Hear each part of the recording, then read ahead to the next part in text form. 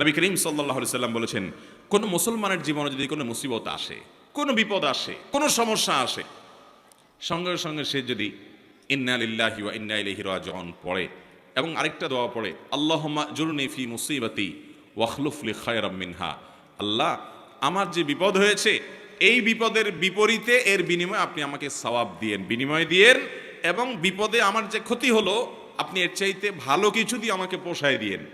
এই দোয়া যদি কেউ পড়ে তো আল্লাহ রাব্বুল আলামিন তার ওই বিপদে যা ক্ষতি হবে তার থেকে বেশি দিয়ে তাকে অবশ্যই পুষিয়ে দিবেন। উম্মে সালামা রাদিয়াল্লাহু তাআলা আনহা, নবী করিম সাল্লাল্লাহু আলাইহি সাল্লামের স্ত্রী, তিনি বলেন যে আমি নবী করিম সাল্লাল্লাহু আলাইহি সাল্লামকে কিভাবে পেয়েছি তোমরা জানো?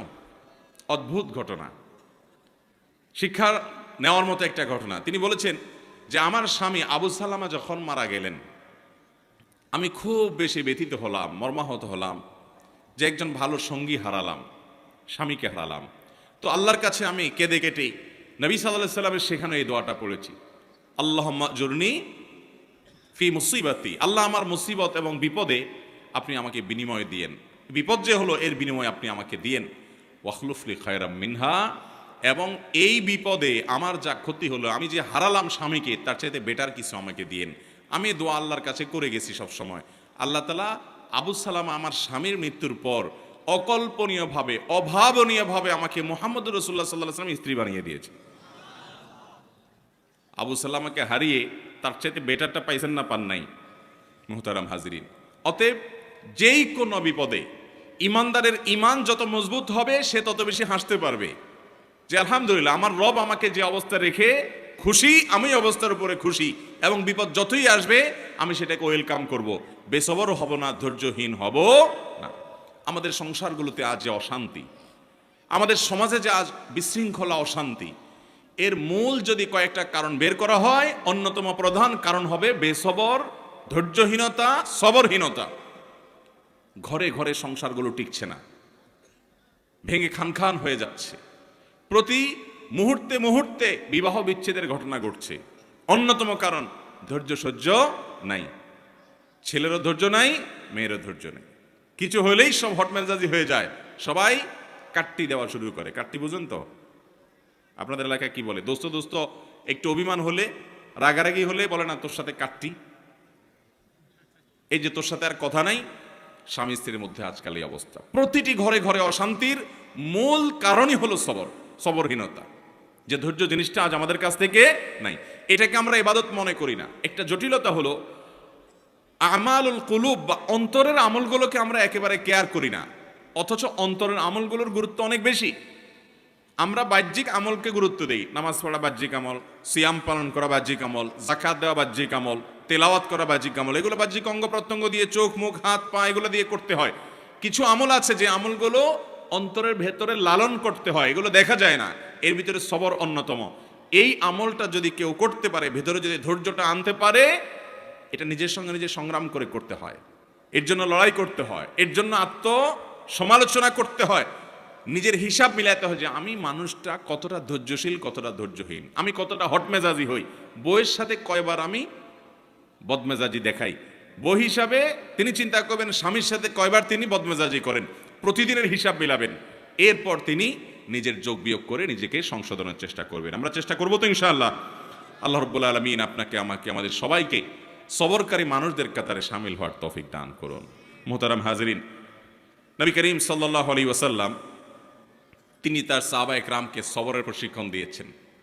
এমন কিছু সাহাবী সঙ্গী তিনি পেয়েছেন যারা ধৈর্যের রুদ্রমূর্তি প্রতীক ছিলেন, তারা এরকম দৃষ্টান্ত ছিলেন যে তাদের ধৈর্য, এক একজনের সবরকে আমরা যদি অ্যানালাইসিস করি তো বিশাল বড় বড় হিস্ট্রি হয়ে যাবে, অনেক বড় দাস্তান হয়ে যাবে, শুধুমাত্র এক একজন সাহাবীর সবরকে যদি আপনি অ্যানালাইসিস করেন, গবেষণা করেন।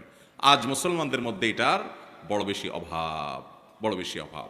সবর করার চেষ্টা করবো তো ইনশাআল্লাহ। মুশকিল হলো আমরা যারা বদমেজাজ, আমাদের সবর কিভাবে আসবে? আমরা অনেকে চেষ্টা করি কিন্তু ধৈর্য ধারণ করতে পারি না। ওই যে ডায়রিয়ার রোগীর মতো ডাইরেক্ট হয়ে যায়, হুটহাট করে যা তা বলে ফেলি, পরে আফসোস করি। তো সবর আনার জন্য কিছু আমল আছে ভাইরা। নাম্বার 1, আপনার ভিতরে সবর আনার জন্য আপনি প্রতিনিয়ত আল্লাহ রাব্বুল আলামিনের কাছে দোয়া করবেন যে আল্লাহ আপনি আমাকে সবর এবং ধৈর্য ধারণ করার তৌফিক দান করেন। যেই কোনো বদামল দূরের জন্য আল্লাহ তাআলার কাছে পানাহ চাইতে হয়। নবী আলাইহিস সালাম পানাহ চাইতেন, এই জন্য আল্লাহর কাছে দোয়া করতে হবে। নাম্বার 2, ধৈর্যশীল মানুষদের সাথে থাকতে হবে।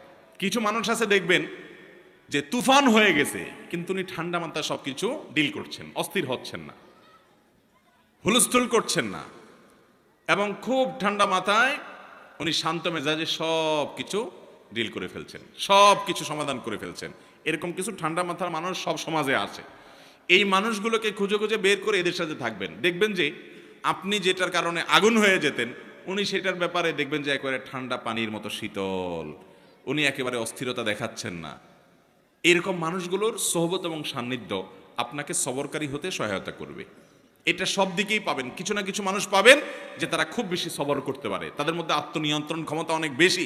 তাদের সান্নিধ্যে যত বেশি থাকবেন তত বেশি আপনার মধ্যে এই সবর করার মানসিকতা আসবে ইনশাআল্লাহ। নাম্বার 3, যদি কখনো আপনার রাগ দেখানোর মতো পরিস্থিতি তৈরি হয়, আপনি নিজেকে বলবেন ঠিক আছে রাগ দেখাবা তুমি, কিন্তু এখন না, একটু পরে, একটু পরে। যদি কিছু সময় ক্ষেপণ করতে পারেন, এরপরে যদি রাগ করেনও, সেই রাগটা হবে ব্যালেন্সেড রাগ, সেটাতে বেসবরির কোনো কিছু থাকবে না, একেবারে সেটা দেখবেন যে ভারসাম্যর সাথে আপনি একেবারে রাগ করতে পারবেন, যে রাগে ক্ষতিকর কিছু হবে না। আর যদি যখন হট মেজাজ হলো না এখনই আমি এটা দেখে ছাড়বো, তাহলে শেষ, আপনি আর সামনে আগাইতে পারবেন না।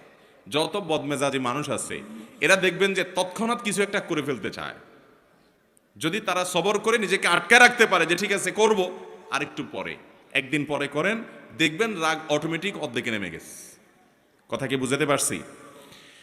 নাম্বার 4, সবর নিজের ভিতরে আনার জন্য বদমেজাজ এবং রাগ নিয়ন্ত্রণের যে আমলগুলো আছে সেগুলো করবেন। সে আমলগুলো কি কি? নাম্বার 1, আউযু বিল্লাহি মিনাশ শাইতানির রাজিম, বেশি বেশি করে পাঠ করা। কোরআন কারীমে আল্লাহ বলেছেন ইম্মা ইয়ানজাগান্নাকা মিনাশ শাইতানি নাজগুন ফাস্তাইয বিল্লাহি মিনাশ শাইতানির রাজিম। শয়তান যদি তোমাদেরকে খোঁচা দেয়, এই যে মানুষকে রাগায়, বদমেজাজ করে, আখিরাত ধ্বংস করে, দুনিয়া ধ্বংস করে, এজন্য শয়তান যদি তোমাকে খোঁচায় যদি বদমেজাজ বানায় বা ক্ষতিগ্রস্ত করতে চায়, তাহলে আউযু বিল্লাহি মিনাশ শাইতানির রাজিম বলবে। এটা আল্লাহর নির্দেশনা। এজন্য শয়তান থেকে পানাহ চাইতে হয় বদমেজাজ হলে, রাগ হলে। এক ব্যক্তি নবী করিম সাল্লাল্লাহু আলাইহি সাল্লামের সময় রাগ হচ্ছিলেন, খুব রাগান্বিত, ক্রোধান্ধ হয়ে গেছে, রাগে অগ্নিশর্মা হয়ে গেছে। নবী সাল্লাল্লাহু আলাইহি সাল্লাম দূর থেকে দেখে বলছেন এই লোকটার মধ্যে যে প্রচন্ড রাগ দেখা যাচ্ছে, খুব বদমেজাজ হয়ে গেছে, ইন্নিল্লা আ'লামু কালিমাতান, আমি একটা বাক্য জানি, এই বাক্যটা যদি সে বলে তার রাগ কমে যাবে।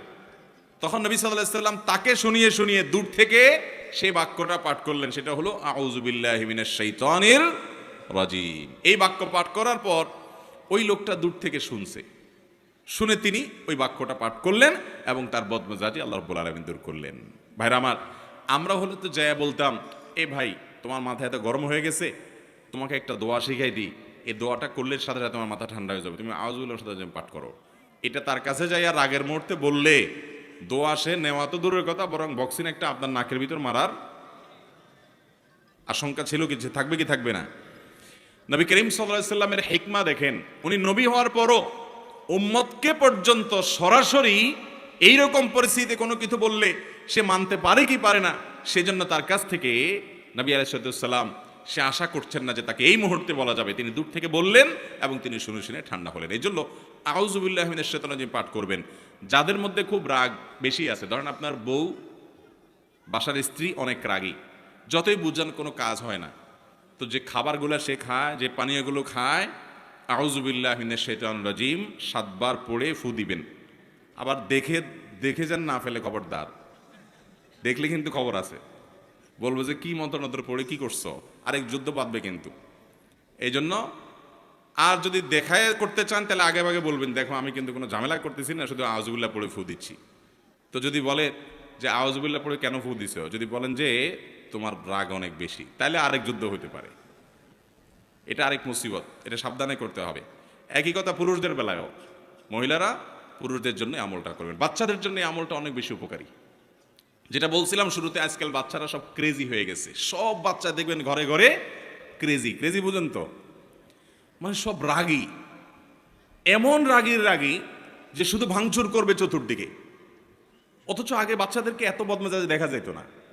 এটার অনেক কারণ থাকতে পারে। আমার নিজস্ব একটা ভাবনা আছে। এর একটা কারণ আমার কাছে মনে হয়, সেটা হলো আজকাল বাচ্চাদেরকে আমরা নানান ভিডিও গেমস ইত্যাদিতে এত বেশি অভ্যস্ত করেছি, কার্টুন টার্টুন এত বেশি দেখাই, বিভিন্ন ডিভাইস দিয়ে এত বেশি খেলার জন্য তাদেরকে সুযোগ দিয়েছি যে এগুলোতে তারা সারাদিন শুধু মারামারি কাটাকাটি দেখে।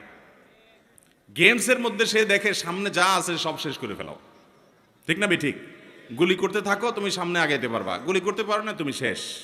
সাপ লুডু খেলতেছো, তাহলে সব খেয়ে ফেলো, তাহলে তুমি সামনে আগাইতে পারো। এই যে অন্যকে শেষ করলে সামনে আগানো যায়, আমাদের দেশেও দেখবেন যে এই অবস্থা। মানুষ বড় হওয়ার পরেও আরেকজনকে দমাইতে না পারলে, আরেকজনের ক্ষতি না করতে পারলে সে আগাইতে পারে না। কারণ ওই যে কালচারটা ওইভাবে বেড়ে উঠছে, বাচ্চা ওইভাবে দেখে দেখে বড় হয়েছে।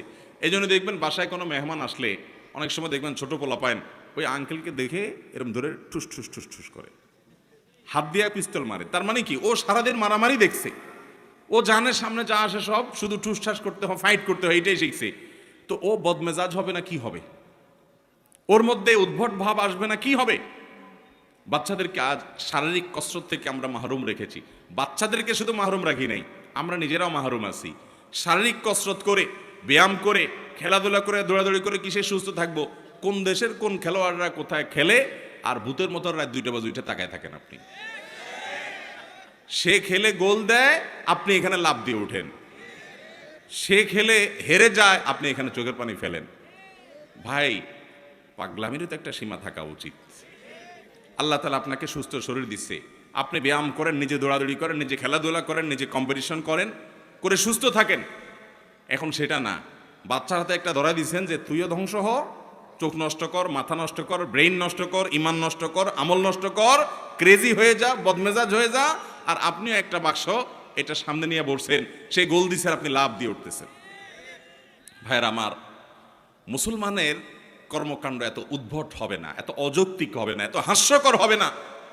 নবী করিম সাল্লাল্লাহু আলাইহি ওয়াসাল্লাম তিনি দৌড়াদৌড়ির কম্পিটিশন করেছেন, সাহাবীদের সাথে করেছেন, নিজের স্ত্রীর সাথে করেছেন। তিনি সাহাবীদের শুটিং প্রতিযোগিতায় উৎসাহিত দিক করেছেন। শারীরিক ব্যায়াম হয়, এই ধরনের খেলাধুলাকে এলাও করেছেন, যেখানে জুয়া নাই, যেখানে সতর মুক্ত করা হয় না, যেখানে চোখের জেনা হয় না, যেখানে হারাম কিছু নাই, সেগুলোকে তিনি অনুমোদন করেছেন। আর মুসলমানের সন্তানরা রাতকে রাত নষ্ট করে, সময় স্বাস্থ্য নষ্ট করে, শরীর নষ্ট করে, চোখের জেনা করে, অন্যের সতর উন্মুক্ত সতরের দিকে দৃষ্টিপাত করে গুনাহগার হয়। এবং মুমিন হিসাবে, ইমানদার হিসাবে কুফুরের প্রতি, আল্লাহর প্রতি অবিশ্বাসী প্রতি যে অপছন্দ করা তার ইমানের দাবি ছিল, ওয়ালা এবং বারার দাবি ছিল, সেটা তার অন্তর থেকে ধুয়ে মুছে পরিষ্কার করে একাকার হয়ে তার সবচেয়ে বড় আদর্শ আর সবচেয়ে বড় কাফেররা। যারা সমকামিতাকে প্রমোট করে, যারা সমকামিতাকে বৈধতা দেয়, যারা অসংখ্য অন্যায় অনাচারকে বৈধতা দেয়, অনেক মুসলমানের প্রতি জুলুমকে যারা বৈধতা দেয়, তারাই আপনার হিরো, তারাই আপনার স্টার এবং তারকা। আল্লাহ রাব্বুল আলামিন আমাদের বিবেকগুলোকে যেন জাগ্রত হয় সেই তৌফিক দান করেন। ভাইরা আমার, তো বলছিলাম বাচ্চারা ক্রেজি হয়ে যাচ্ছে, আমরা ক্রেজি হয়ে যাচ্ছি। গোটা সমাজে চতুর্দিকে দেখবেন অধৈর্যের চর্চা, ঘরে ঘরে, জনে জনে, জায়গায় জায়গায়, সর্বত্র। ভালো মুসলমান হওয়ার জন্য, নেককার মুসলমান হওয়ার জন্য শত শত নফল আমল, শত শত জিকির আজকার, শত শত তাসবিহ চাইতে অনেক গুণ বেশি উত্তম হবে আপনার সারা দিন রাত 24 ঘন্টার ভিতরে 2-4টা জায়গায় বদমেজাজ দেখানোর, রাগ করার ইস্যু তৈরি হয়েছে, কিন্তু নিজেকে নিয়ন্ত্রণ করে যেখানে যতটুকু না হলে নয় সেখানে ততটুকু ব্যবহার করতে পেরেছেন। নিজেকে এই নিয়ন্ত্রণ করতে পারলে আপনি আল্লাহ তাআলার কাছে ওই শত সহস্রবার তাসবিহ করার চাইতে অধিক সওয়াব পাবেন ইনশাআল্লাহ। চেষ্টা করবো না ইনশাআল্লাহ? ভাইরা আমার, এই সবর বা ধৈর্য 3 প্রকার। একটা হলো আস-সাবরু আলা তাআত, ভালো কাজ করতে ধৈর্য লাগে কি লাগে না? শীতকালে ফজরের সময়, কনকনে শীতের মধ্যে, ঠান্ডার মধ্যে উঠে উজু করে ফজর নামাজ পড়তে যাইতে ধৈর্য লাগে না? মনে চায় না, কষ্ট হয়, তারপরও নিজের সঙ্গে নিজে লড়াই করে, সংগ্রাম করে কাজটা করতে হয়। এটা যারা করতে পারে এরাই হলো সত্যিকারের বীর, এরাই হলো সত্যিকারের মেরুদণ্ডওয়ালা মানুষ, সত্যিকারের সাহসী মানুষ, যে তাদের প্রবৃত্তির গোলামি তারা করে না, যে নফস যা বলে তা করে। সে নিজের কল্যাণের পথে মন না চাইলেও সে এগিয়ে যায়। সবর, ভালো কাজ করতে সবর লাগে। আর দ্বিতীয় ধৈর্য হলো আস-সাবরু আনিল মাসিয়া, পাপের কাজ, অপরাধের কাজ, এগুলো থেকে বাঁচার জন্য সবর লাগে। আপনার চোখের এরিয়াতে অনলাইনে অফলাইনে ফেসবুকে বাহিরে বিভিন্নভাবে সুন্দরী নারী চলে আসছে, অশ্লীল কোনো দৃশ্য চলে আসছে, আপনার ভেতর থেকে প্রবৃত্তি বলছে দেখে নে, তাড়াতাড়ি দেখে নে, মিস হয়ে যাবে, চলে যাবে, তাড়াতাড়ি দেখ, মন থেকে আপনাকে উস্কে দেয়। আপনি তখন যদি নিজেকে আটকে রাখতে পারেন, নিয়ন্ত্রণ করতে পারেন, সবার মানেই হলো হাবসুন নফস, নিজেকে নিয়ন্ত্রণ করা, যে না আমি দেখবো না, আমার আল্লাহ নিষেধ করেছেন হারাম, এটা যদি করতে পারেন তাহলে সেক্ষেত্রে এটা হলো গুনাহ থেকে সবর করা। এটা করতে পারলে একটা জয়ীফ হাদিস দ্বারা প্রমাণিত, একটা জয়ীফ হাদিসে বর্ণিত হয়েছে, করার সুযোগ তৈরি হয়। আর সে যদি নিজেকে নিয়ন্ত্রণ করতে পারে তাহলে আল্লাহ রাব্বুল আলামিন তাকে ঈমানের স্বাদ তৎক্ষণাৎ অনুভব করার তৌফিক দান করেন। আপনি খেয়াল করেন, কোনো সুন্দরী নারী বা অশ্লীল কোনো দৃশ্য যেটা দেখা আপনার জন্য হারাম, যেটা আপনার মনকে অস্থির করে দিবে, যেটা আপনার মনের জেনার দিকে নিয়ে যাবে, যেটা আপনাকে অন্যান্য জেনার দিকে নিয়ে যাবে, সেটা দেখা আল্লাহ তাআলা হারাম করেছেন। ওই জিনিসটা যদি আপনি দেখেন, দেখলে সাথে সাথে একটু নগদ স্বাদ পাবেন, মজা পাবেন, ঠিক আছে, কিন্তু পরক্ষণে অস্থির হয়ে যাবেন। এটা হলো অনেকটা চুলকানির মতো, চুলকাইতে অনেক মজা পাবেন কিন্তু চুলকানির পরে জ্বলবে, ঠিক না বে ঠিক? দেখার পর যখন চোখের আড়াল হয়ে যাবে এরপর আপনি অস্থির হয়ে যাবেন, হায় হায় কই গেল, কারণ তো দাঁড়ায় থাকবে না আপনার জন্য। আর যদি আপনি না দেখেন, কষ্ট করে নিজেকে নিয়ন্ত্রণ করেন, সবর করতে পারেন যে আমি দেখব না, তাহলে এর ফলশ্রুতিতে কিছুক্ষণ পরেই, প্রথমে একটু কষ্ট হবে, কিছুক্ষণ পরে আপনার ভিতরে এক ধরনের স্বাদ, এক ধরনের তৃপ্তি অনুভব হবে যে আমি আল্লাহ তাআলার আদেশ রক্ষা করতে পেরেছি, আমি নিজেকে নিয়ন্ত্রণ করতে পেরেছি, আমার মেরুদণ্ড আছে, আমি ডায়রিয়ার রোগী না, ডাইরেক্ট হয়ে যাই নাই, নিজেকে কন্ট্রোল করতে পারছি। যাদের কন্ট্রোলিং পাওয়ার নেই, যেখানে সেখানে কাইত হয়ে যায়, যেখানে সেখানে যা তা মনে চায় সেটা করে ফেলে, তারা হলো বেসবর। একজন ইমানদার তিনি যখন গুনাহ থেকে বাঁচার জন্য এরকম চেষ্টা করেন, কসরত করেন এবং জিতে যান, তো এই ব্যক্তি হলেন প্রকৃত সবরকারী। আল্লাহ তাআলা আমাদেরকে প্রকৃত সবরকারী হওয়ার তৌফিক দান করুন। তাহলে সবর তিন প্রকার। একটা হলো ভালো কাজ করতে গেলে মনে চায় না, কষ্ট হয়, তারপরও ভালো কাজ করা, এটা এক প্রকারের সবর। মন্দ কাজ বা খারাপ কাজ করতে মনে চায়, যথেষ্ট কারণ আছে, তারপরও মন্দ কাজ করে না, ধৈর্য ধারণ করে, এটা হলো দ্বিতীয় প্রকার। আর তৃতীয় প্রকার সবর হলো আস-সবরু ইনদাল মুসিবাহ বা ইনদাল মাসায়েব, বিপদ আপদের সময় অধৈর্য না হয়ে আল্লাহ রাব্বুল আলামিন যে বিপদ আমাকে দিয়েছেন এর মধ্যে কল্যাণ আছে, এই বিশ্বাস এবং ইয়াকিন রেখে কোনো কল্যাণ না হোক, সওয়াব তো অবশ্যই পাবো। নবী করিম সাল্লাল্লাহু আলাইহি সাল্লাম বলেছেন, আজাবান লি আমরিল মুমিন ইন্না আমরাহু কুল্লাহু খায়র। ইমানদারের বিষয়টা দেখে আমার কাছে বড় অদ্ভুত লাগে, আমি আশ্চর্য হই, বড় পিকুলিয়ার ইমানদারের পুরো জীবনটা, তার জন্য শুধু কল্যাণই কল্যাণ, হাতির মতো মরলেও লাখ, বাঁচলেও লাখ, ইমানদারের জীবনে ক্ষতি বলতে কিছুই নেই। কারণ ইন আসাবাহু খায়রুন, ইমানদারের জীবনে যদি ভালো কিছু অর্জন হয় তখন সে শাকারা, আল্লাহ শুকর আদায় করে। তাহলে ভালো জিনিস পাইলো, কোনো গুড নিউজ সে পেল, আবার আল্লাহর শুকর আদায় করে সওয়াবও সে অর্জন করলো। ওয়াইন আসাবাহু শাররুন, আর ইমানদারের জীবনে যদি কোনো বিপদ হয়, ক্ষতি হয়, সবারা, সে সেই ক্ষতিতে সবর করে, হাসি মুখে মেনে নেয় আল্লাহর ফয়সালাকে। ফাকানা খায়রাল্লাহ, তখন তার বিপদে যে ক্ষতি হলো সবর করার মাধ্যমে এর চাইতে বেশি তার আমলনামা আল্লাহ তাআলা সওয়াব দিয়ে তাকে পুষিয়ে দেন, এবং এই ক্ষতি যেটা হয়েছে আল্লাহ তাআলা পরবর্তীতে এটাকে আরো অনেক বেশি কিছু দিয়ে তাকে পুষিয়ে দেন। তাহলে ইমানদারের জীবনে হারাবার মতো কোনো কিছুই নাই। তার জীবনে ছোট বড় যে কোনো সময় সে নিজেকে নিয়ন্ত্রণ করার চেষ্টা করে। আমরা সবর করার চেষ্টা করব তো ইনশাআল্লাহ। আজ থেকে আসুন তাহলে আমরা একটু সংকল্প করি, শপথ করি যে আগামীকাল থেকে সকাল থেকে রাত পর্যন্ত আমরা শোয়ার আগে একটু হিসেব মেলাবো। মুশকিল শোয়ার আগে তো আমাদের টাইম নেই, কারণ মোবাইলে মোনাজাত ধরতে ধরতে আমাদের ঘুমাইতে হয়, ঠিক না ভাই ঠিক? দুই হাতে মোনাজাত ধরে এত লম্বা মোনাজাত যে ঘুমের চোটে মুখের উপরে মোবাইল পড়ার আগ পর্যন্ত ঘুমায় না। এহতেসাব, নিজের হিসাব নিজে মিলানো। আমি তো জান্নাতের পথযাত্রী ভাই, কোন জায়গায় দাঁড়িয়ে আছি? আমি যে জায়গায় দাঁড়িয়ে আছি এই পথের মাথায় কি জাহান্নাম আছে না জান্নাত আছে? হিসাব মিলানোর সময় নেই। অবসর সময়গুলো আজ এই মোবাইল ফোন নিয়ে গেছে, ফেসবুক নিয়ে গেছে, ইউটিউব নিয়ে গেছে। এক্ষেত্রে আমরা ডাইরেক্ট হয়ে গেছি, ওই যে ডায়রিয়া রোগীর মতো স্ক্রল করতেছে আঙ্গুল দিয়ে, কত দূর যাচ্ছে, মাইলকে মাইল স্ক্রল করে যাচ্ছে। যদি সূক্ষ্ম কোনো যন্ত্রপাতি দিয়ে চেক করা যেত তাহলে এই আঙ্গুলটার মাথা দেখতেন যে অনেক ক্ষয় হয়ে গেছে। এত পরিমাণ ঘুরছে মোবাইলের উপরে যে মাথা কি হয়ে গেছে, ক্ষয় হয়ে গেছে। কি দেখছে ভাই? এই যে আপনি টানতেছেন, মনে হচ্ছে কিছু হারাইছে, যাচ্ছে তো যাচ্ছে, যাচ্ছে তো যাচ্ছে। ভাইরা আমার, এরকম লাগামহীন হয়ে যাওয়া, নিয়ন্ত্রণ হয়ে যাওয়া, এটাও সবরের খেলাফ। নিজেকে নিয়ন্ত্রণ করতে হয়। এই জন্য রাতে শোয়ার আগে হিসাব মিলাবো যে আজকের দিনে আমি কয়জনের সাথে রাগ দেখাইছি, আপনাকে শয়তান কিন্তু বুঝাবে না তুমি তো অন্যায় রাগ করো নাই, তুমি ন্যায়সঙ্গতভাবে রাগ করছো, ঠিক আছে, রাগ করাটা দোষের না। আল্লাহ জন্য বলেছেন ওয়াল কাযিমিনাল গায়যা ওয়াল আফিনা আনিন নাস আল্লাহু ইউহিব্বুল মুহসিনিন, যারা নিজেদের রাগকে সংবরণ করতে পারে এবং যারা মানুষকে ক্ষমা করতে জানে। এবং আল্লাহ রাব্বুল আলামিন ভালোবাসেন যারা মানুষের প্রতি অনুগ্রহ করে। হটমেজাজি হয়ে কাউকে সাইজ করে দিলেন আর বললেন হ্যাঁ আমি অন্যায়ের বিরুদ্ধে তো প্রতিবাদ করছি, দরকার আছে অন্যায়ের বিরুদ্ধে প্রতিবাদ, অন্যায়কে বিরুদ্ধে বাধা দেওয়ার দরকার আছে, কিন্তু নিজের আখলাক নষ্ট করে না, নিজের আখলাক ঠিক রেখে পরিমাপ করে।